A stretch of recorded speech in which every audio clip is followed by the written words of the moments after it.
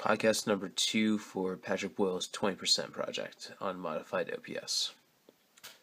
So for the second semester for our nonfiction books, I decided to read a book published by Grantland.com titled Talk Nerdy to Me, Grantland's Guide to Advanced Analytics Revolution. The book goes into detail about the advanced analytics revolution in multiple sports. Basically every single major sport: football, baseball, basketball, and even a little bit of hockey, and it even talks about music.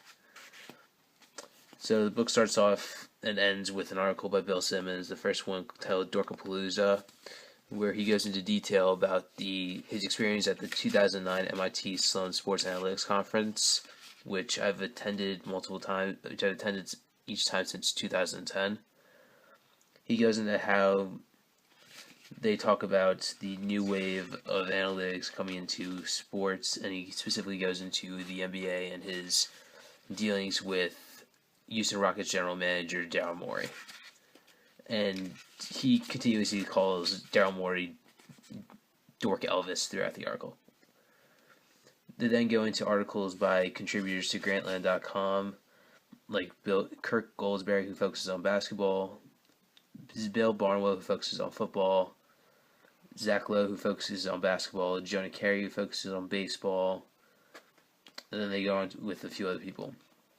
A couple of the articles I enjoyed was Bill Simmons' article on Belichick's going for it on fourth down a few years ago against the Colts, where everyone in the analytics community applauded the decision for its correctness in terms of expected point values by going for it, but everyone in the media and just general public saw it as brash, crazy, and unnecessary in many ways.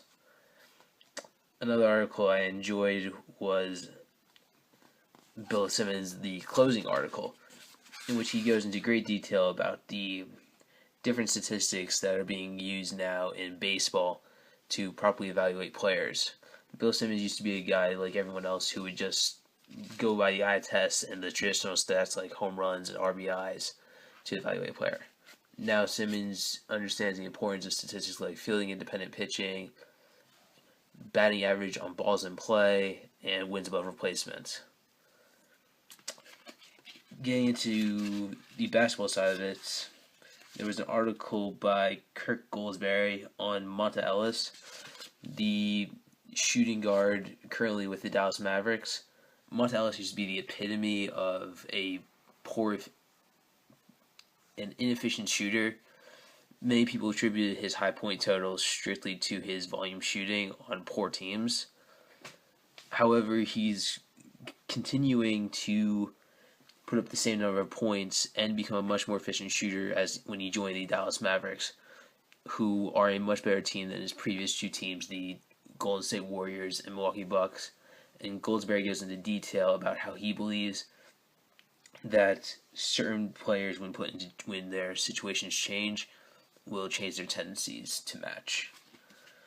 The last article I'm going to talk about is an article by Ben Lindbergh on the art of pitch framing.